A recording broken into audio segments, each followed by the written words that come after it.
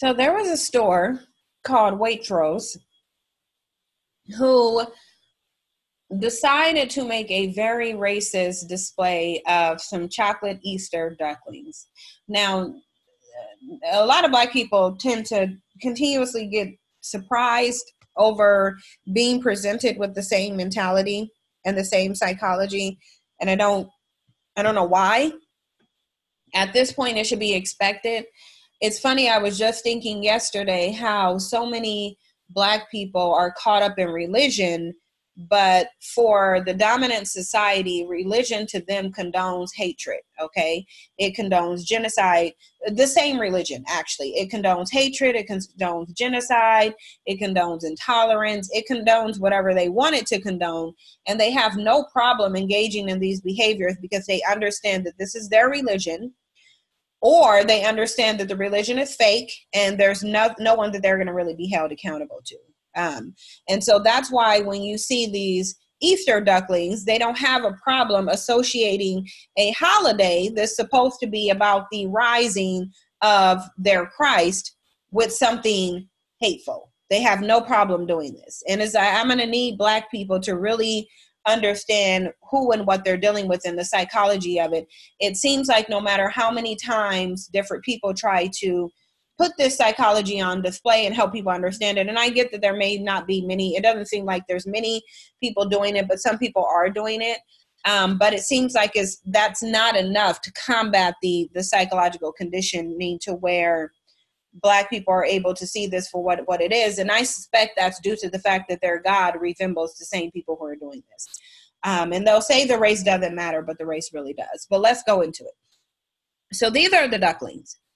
Okay, now this is coming from a UK grocery chain. It's called Waitrose. Of course, they did the same thing they always do. They apologized after being accused of racism over the name of these three ducklings. Now, this is why I say younger, old, male or female, foreign or domestic, they're the same. The reason why I say that is because by and large, they are the same. Globally, you see them engaging in the same behaviors and then giving the same responses for those behaviors, okay? So they said the trio of chocolate Easter ducklings contain a white, a milk, and a dark chocolate version, which they were named Fluffy, Crispy, and Ugly. Now, I'm sure you can guess which ones were labeled which, but if you can't do that, we're going to show you. It said the Twitter user questioned why Waitrose had chosen to call the darkest duckling ugly. You see how confused the world seems to be, and it makes no sense to me.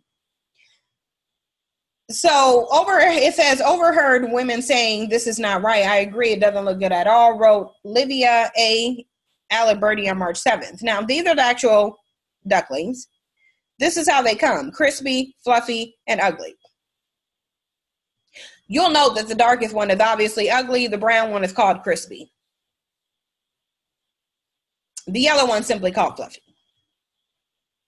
This is clearly blatant, but, Black people will be like, oh, well, why are we so sensitive? It gets tiring. And I'm not saying that that's the case now, but, some of them will think that. What I really want you guys most importantly to understand is the psychology of these people and how at this point they have no problem showing their mentality. It's Black people who are confused. They're not confused about their own psychology. They said Waitrose has since apologized in a short statement by CNN.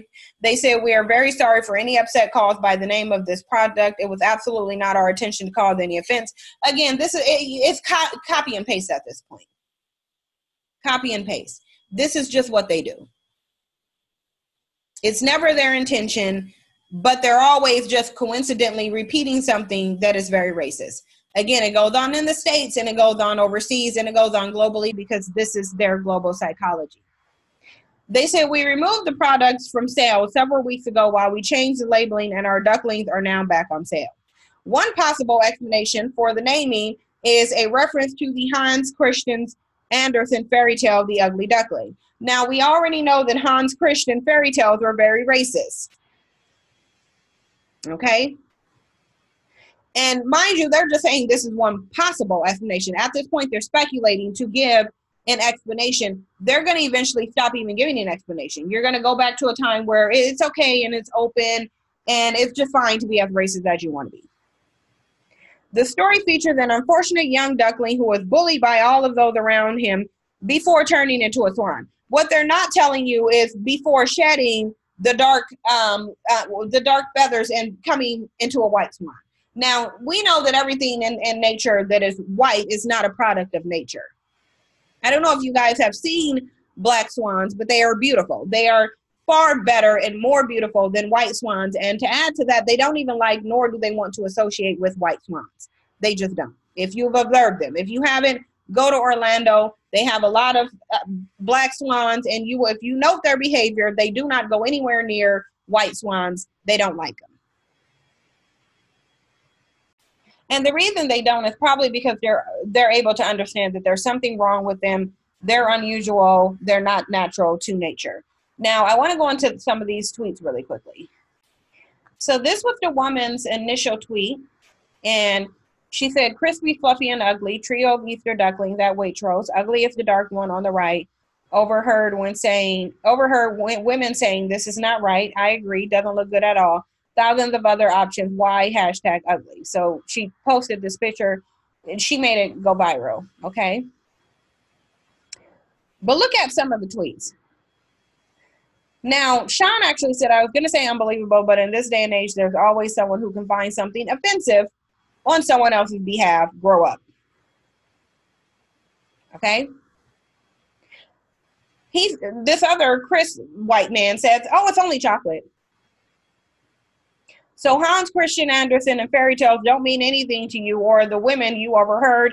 It's great that there are companies who reinforce treasured old fairy tale stories of wonder and happiness. But if you look at the initial meaning of all those fairy tales, they're very racist in nature. But look at the psychology, though. Look at their psychology. Keep in mind, Black people go out of their way to make these people feel comfortable. This is a part of our psychology that we could choose to shed, but we don't. We ask for solutions, but then when one is very present, very realistic, and very effective, we don't want to do it.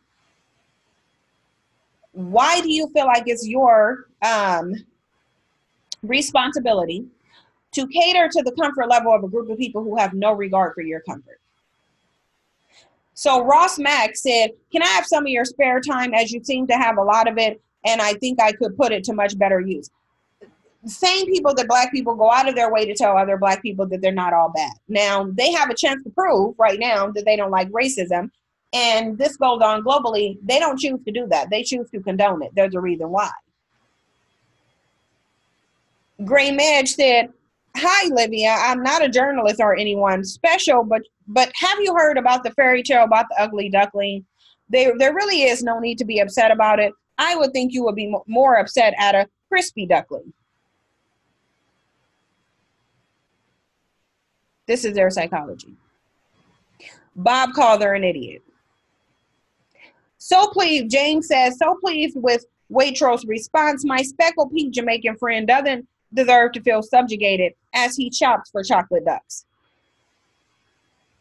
Would they be like this if globally Black people were not afraid to tell them about themselves?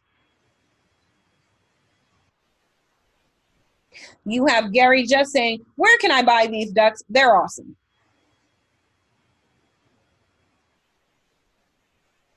Hi, Livia. I'm a reporter with The Independent. Can we please have permission to use this image with credit? Now, she just wanted to do a story on it. Liam says, well done for contributing to the increasing levels of sensationalism that only seek to divide races. I bet you never thought you'll be doing this with your fashion degree.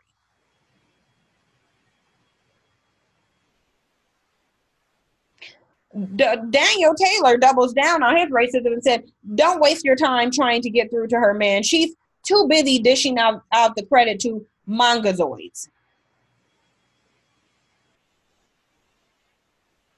He says, fucking moaning pathetic idiots, get a life as a chocolate duck, for fuck's sakes. And why would it offend you? My Jamaican friend sat here with me now saying it's absolutely ridiculous. You are what's wrong with the world of today, and Daily Mail Online suck a dick. But Black people want to tell you that they're, now I could choose to go over all these tweets, but I'm not going to. Not only do they want to uphold racism, but they want to ostracize any other white person who points it out.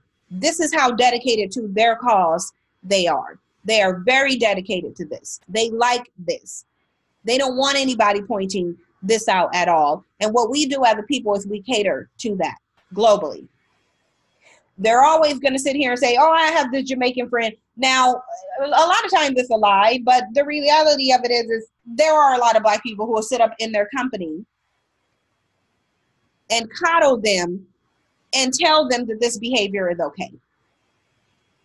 Those will also be the same people who try to complain about it later, when it's not being engaged in by someone that they're laying up with, or when it's not being co-signed by someone that they want to call a friend, or any one of them that they want to make comfortable. So, I mean, how can we not be taking responsibility for this at this point? But we'll wait on a savior and we'll say, oh, well, God's going to come deal with them. Oh, they're being barren and we're going to be sheltered and protected. Do you really believe that? Do you really believe that you're blameless as a Black person? Because I can think of 50 different ways that you contribute to this. There's probably more, but I can definitely think of that many ways that you contribute, that we contribute. And I use the word we loosely because these words I don't engage in, but I am a part of the Black community, obviously. There's a number of different ways that we engage in this behavior, that we condone it, that we help perpetuate it, that we reinforce it.